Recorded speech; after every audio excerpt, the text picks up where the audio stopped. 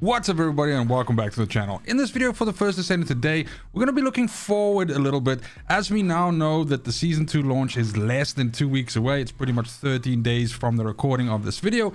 And so it's about time to start figuring out which one of your descendants is going to be the strongest and the readiest for you to tackle some of the more difficult content that is coming in season 2. We've had the season 2 dev talk, and in that it was revealed that we will have some of the most hardest content yet for the game dropping, but also this new seasonal activity, which is essentially the mega dungeon and going onto the ship, and there's going to be huge amounts of enemies and everything like that. So knowing what we know, it gives us the opportunity to figure out which descendants will probably be relatively strong at the beginning of season 2, barring of course some kind of adjustment by the developers right as season 2 drops, although there has been no indication yet that that's actually going to happen.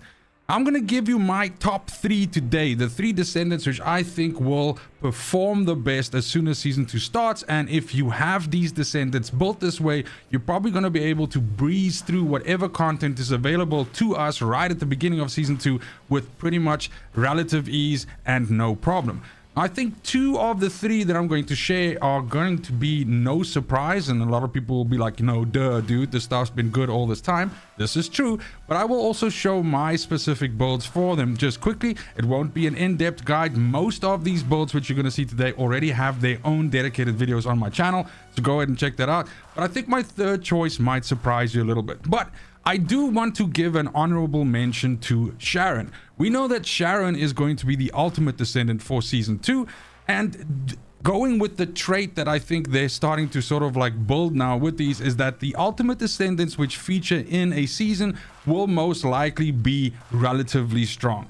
Now, Sharen, as she is right now, is by no means what I would consider an OP descendant. I personally am a huge fan, but her toolkit's not for everybody, and she's kind of like been relegated to the outpost killer. That's going to change in season 2, and she's pretty much like a teammate that you can bring in to debuff the boss if you're playing like the debuff version of hers.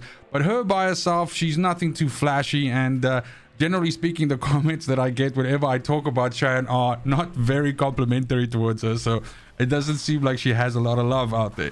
This is probably going to change with her ultimate versions because she's getting 2 different transcendent mods, one basically turning her into an AoE powerhouse with a bunch of spinning blades and stuff around it. This is just a description that the developer has given. We haven't seen it in action, but I'm pretty sure it's probably going to fucking kick ass. And then she's going to have another mod which is going to focus all around stealth gameplay, and the developers mentioned that pretty much what it's going to be is a case of you know, going into stealth and then coming out of stealth and killing something, and when you kill something you re-engage, it automatically re-engages stealth. So it seems like it's going to be like a really cool build that allows you to essentially dart in and out of combat and that sort of thing. But we're gonna have to see how cumbersome that is and just how good that is, how well it performs. So what we know what we know, and we don't know what we don't know. These are speculations from my side. This is why I'm saying an honorable mention to Sharen. They're probably not going to release a lackluster ultimate version of her. It seems like this game has a general problem with power creep, so they're going to want to one-up some of the descendants which we have right now, which are very popular, and so therefore they're probably going to make her super strong, but we're going to see. My first pick in my top 3 is obviously Bunny.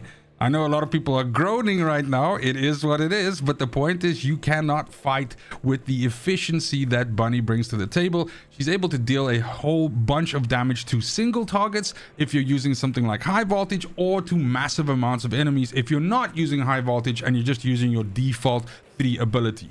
She's equally strong in doing infiltrations and stuff like that, where you have to basically deal with tougher enemies, and then high voltage really does dump the damage. And then things like 400% infiltrations, the new special ops, everything like that, you're able to also just massively take down huge amounts of enemies at the same time. And while she's not as easy to play as Freyna, she's still super easy to play. And that's probably one of the reasons why she's also so popular, because she's kind of like one of those, you just turn the ability on and fucking run and everything dies. Now, there's 2 ways that you can basically play her. I mentioned high voltage, so there is a high voltage build. That's this one over here.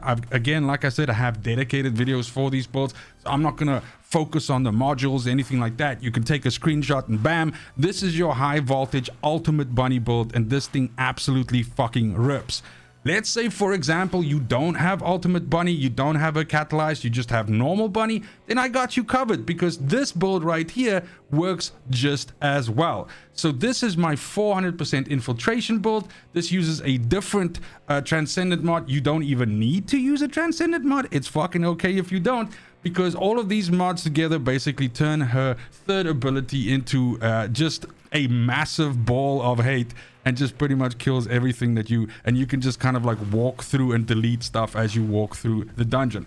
We know that the new seasonal activity is going to involve killing massive amounts of enemies really fast, or at least very efficiently, as you make your way to that final boss. And so something that can kill fast and kill in groups is obviously good, and that's kind of like Bunny's business. So you can couple this with, of course, a tingling singularity reactor. That's what you want. Your best in slot for if you are using her to mob would be things that increase your power, like electric skill power boost ratio, single skill power boost ratio. If you lack range, if you lack cooldown, those sorts of things, you can also roll that in. And then, of course, we are going to see another change in weapon mountings, which is going to be even easier for you to actually find a weapon that you can use. Shout out to Thunder Cage, which is a fantastic weapon for her to use alongside everything else that I've just showed you so far. Of course, other weapons also work. Pretty much most of the time, your third ability does all of the heavy lifting, so you kind of like just need a weapon to, you know, pop off some heads if there's a yellow bar or something like that that's looking for some trouble. Last but not least, in your external components, you just go for raw fucking damage. And so the Slayer set is really good here, because you have that 4 set ability there, which gives you the additional skill power, and that shit is dope as hell. The additional skill cost is not that big of a factor, because again, we know that if you are playing activities where you're where you're killing massive amounts of enemies, they do drop a lot of pick-upable mana for you as well, so you don't really have an issue with staying topped up, and you can kind of like just breeze your way through. Then my second choice is, of course, Freyna. I already mentioned her, but her and Bunny have something in common, and that is that both of them are super easy to play and very efficient at killing large amounts of enemies super fast. Freyna takes that shit to the next level though, because hers is basically hitting one button and then this poison reverberates through the entire fucking map and basically just kills everything. She is really powerful right now at this point in time. I would say possibly even the most powerful, because of the fact that she has this fantastic mobbing kit, but then you can also build her into a way where she can deal a lot of damage to void intercept bosses. You can put the first 4 bosses on instant farm where you don't have an issue either, and you can actually build a version of this that allows you to use your 4th ability more regularly. You do sacrifice some of your damage, but the bottom line is, if you are using this against some of the later void intercept bosses, you're still able to hold on to some of that raw power of your 4th ability, her gun, and you're able to use it multiple times in one void intercept fight, which is fucking awesome. Now, the thing with her is that it has long since been a point of discussion where the developer has been questioned whether they're going to nerf Freyna, and they've come back and responded saying that at the moment right now there are no plans to do this. They would rather focus on bringing some of the other descendants up to a higher power level, which is a huge W. I think that's a great idea. And then secondly, the idea is that they will create content that will bring her in line. So what that means is it could be that they could potentially, maybe the new dungeon, everything has massive amounts of poison resist, who fucking knows. But in that case, then Bunny will rise to the top. Maybe the new dungeon has massive amounts of skill resistance, and so it forces more gunplay. We don't know. But what we do know right now is that Freyna absolutely fucking slays. Now, when we want to look at some builds for her, you have a build which is perfect for spec ops, for 400% infiltrations, pretty much for killing massive amounts of enemies super fast. It uses Contagion, which is the mod that makes all of this work. And I feel that one of the ways that they could potentially, and this was actually something that the developer talked about, is that they could limit the time that Contagion is allowed to spread, or the distance that it can spread. But as it stands right now, this mod turns this build into basically like carpet bombing the fucking enemies. Everything dies in green and you just stand there cackling while, drinking a beer. This build is super efficient, works very well in pretty much any single piece of content that we have right now, except for void intercept bosses.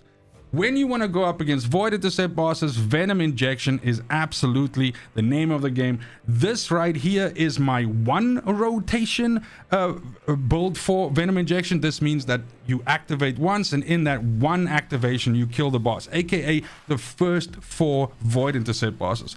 Then we have a multiple rotation one, which is this one, which actually allows us to use this more than once in one Void Intercept fight, which is important because obviously in groups, if you are fighting some of the later Void Intercept bosses, then the bosses have way more HP, so you can't one rotation them. And by default, her 4th skill has a super sick ass fucking 110-second cooldown, so you have to drop this way down, which this build does. It drops it all the way down to 20 seconds.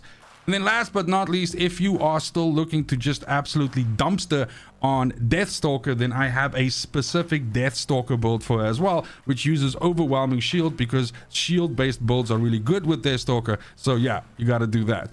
So yeah, this is basically Ultimate Freyna in a nutshell. Those builds will all perform exceptionally well, and I think they will continue to do so at the beginning of Season 2, so you really can't go wrong. If for some reason you haven't built Freyna yet and you're looking for a very, very strong character for your roster, you can't go wrong with this.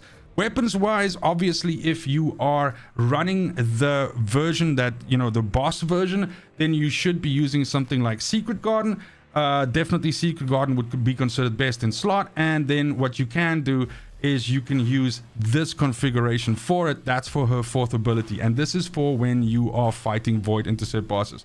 It turns her 4th skill into an absolute fucking hose. Then if you are using her for mobbing, it's entirely your choice. I really like Eternal Willpower. I think this fucking purple assault rifle is one of the best weapons in the game just for running and gunning. It feels great. It hits like a Mack truck. You just can't fucking love it enough. I have a dedicated build for it on the channel, but I'm flashing that quickly here for you if you are interested in it. And then of course, Enduring Legacy. I mean, come on, the king. This is a phenomenal weapon as well. This is the standard configuration that I use for Enduring Legacy that just absolutely cuts through enemies like a fucking hot knife through butter. So there's a lot of great choices. You can go with something like Thunder Cage if you want. You can use Python. Really, the sky's the limit, whichever weapon you feel comfortable with, because in the case of her skill-based build, which is the one that we use in Spec Ops and everything like that, this guy over here, your weapon's not going to be doing much. Maybe once or twice you'll have to shoot a yellow bar in the head or something because the poison's not killing it fast enough. But the rest of the enemies are going to die so fast that there really isn't a chance for you to even put any bullets in them. In terms of your reactor, of course, you want a Toxic Mechanics reactor. Ultimate reactor is obviously the best with the correct mounting. And then in terms of like when you are mobbing, you want additional skill power boost. So whether it's toxic or tech, you want skill cooldown, that sort of thing, whatever your build needs. And then in the case of you actually using this to fight Void Intercept bosses, you rather want something like this. So you want additional damage to Colossus, and again, skill cooldown is good because that also allows you to use that 4th ability more often. In terms of your mods, this is the bossing version. Obviously, just stack as many resistances and HP and defense and stuff as you can, because this is the one that you use for Void Intercept bosses. And then I'm just quickly going to switch back to the other one, which is the 400 Intercepts one. And here you can see, again, like in the case of Bunny, I'm using Slayer, because this is just raw damage, and this is about killing a lot of enemies super fast. Survivability is not going to be a problem because by default you have okay HP, okay defense for that particular game mode. We'll also have to see how difficult that ship is really when we go into it in Season 2. Maybe it deals a fuck ton of damage, and so then we might need to augment the build a little bit and give us a little bit more survivability. But as it stands right now here, this build, as well as the Bunny build, follows the age-old adage of the best defense is a strong offense, and shit that is dead can't do any damage to you or kill you. My third choice is fucking Ajax. I never thought that I'd put this dude in a fucking list, but I've been having not only a shit ton of fun with playing Ajax, but I think Ajax is really powerful, because while he's not as flashy and as good at AoE like the other 2 characters on my list here, he makes up for that by pretty much being virtually unkillable no matter which build you use for it. Now, the one that's on the screen here right now is my Unbreakable build. This is the build that I use whenever I do any Void Intercept bosses, because you are essentially unkillable. Everybody else might fucking fall over and die, but you'll be left standing. You will not die to pretty much anything. So this has 36k of shield. When you actually go into combat, you'll see that in the footage that's running in the background, that shield is way more. It's in the 50s. I think it's 58 or something like that. And so the point is, that's a massive amount of shield for the enemies to try and make their way through, which is not that easy for them, and they're not going to have any luck in killing you. Now, you couple this with Enduring Legacy as a weapon, because again, you are focusing on staying alive and being unkillable, but you also do need to deal some damage, of course, and one of the best ways for you to do that is Enduring Legacy. Now, when we look at the actual build itself, this is what it looks like. This is the Unbreakable build. It uses body enhancement because that gives you a massive amount of additional HP, defense, and that sort of thing. And then you're just stacking in the usual kit for basically the Deathstalker fight. The only difference is you use this everywhere. So it's got Overwhelming Shield, it's got Biosync Shield so that you can pick up health, and that actually gives you shield. And then it's just got a whole bunch of stuff here that gives you more survivability, more cooldown, and all of that. And then we have things like Shot Focus and so on, and so it just ups our damage with our weapon a little bit. Nonetheless, this does not deal as much damage as the pure DPS classes, but you are unkillable. Now, for a reactor, we want materialized mechanics here because it's a fucking non-attribute tech reactor, which is exactly what we want. Our abilities that deal damage are tech abilities, even though we don't really use them for that. We are more about the substats here, which is skill cooldown and skill effect range. That makes our shield a little bit bigger, and that makes the dome that we cast, you know, for our dudes to stand in and be protected, also a little bit bigger. Both of those skills also have better cooldowns because of our substats. In terms of our external components, again, we are focusing on external components which just give us massive amounts of survivability. So we want as much max HP as we can get our hands on. In cases where we can't get max HP, we take defense. And in cases where we can get some shield as well, we do that. You can see I don't have any set bonus active at all. I just purely focused on as good substats on these components as I could get, and as much HP on these components as I could get. And because of Overwhelming Shield, that is why I'm able to stack my HP this high. You'll notice that my defense is not that high, it's 12k, but the bottom line is the amount of shield that you have on this build is impossible to get through. Now, you might be thinking, okay, cool, but you know, that's nice. So your third pick is a fucking character that's unkillable, but is basically terrible at dealing damage. Well, I got you covered. In that case, I have a build specifically for doing 400%, you know, content, infiltrations, for doing special operations, everything, which is actually phenomenal at dealing damage. Now, in this case, you swap Enduring Legacy out for Secret Garden. Secret Garden is a great companion to Ajax because Ajax's damage primes up the unique effect of Secret Garden and lets the Secret Garden deal a lot more damage, as well as your actual skills also dealing more damage. If we quickly go over here and look at the build itself, then you'll see this focuses on Void Charge, meaning the jump, his second ability. And this is what allows us to essentially jump around all over the place.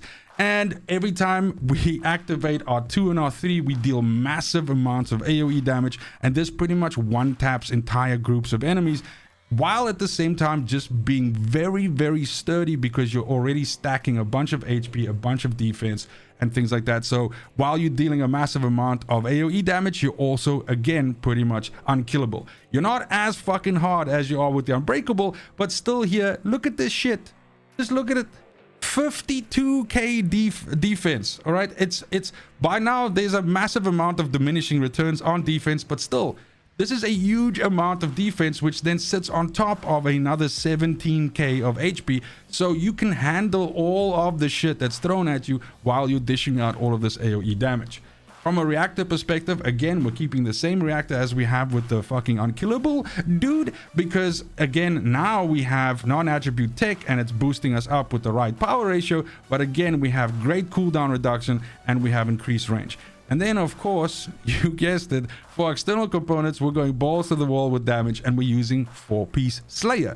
4-piece Slayer, giving us that additional skill power there, even though we have some more skill cost. Again, the point is you're killing enemies so fast, they're dropping blue bricks and mana, you're picking those up and you're just continuing on with your day, murdering happily. And that's it for the video. Thank you so much for watching, especially if you made it this far. Let me know in the comments down below which Descendant you are excited about to carry into Season 2 and to play some of the new content that we're getting in less than 2 weeks. Other than that, the usual fucking cheers.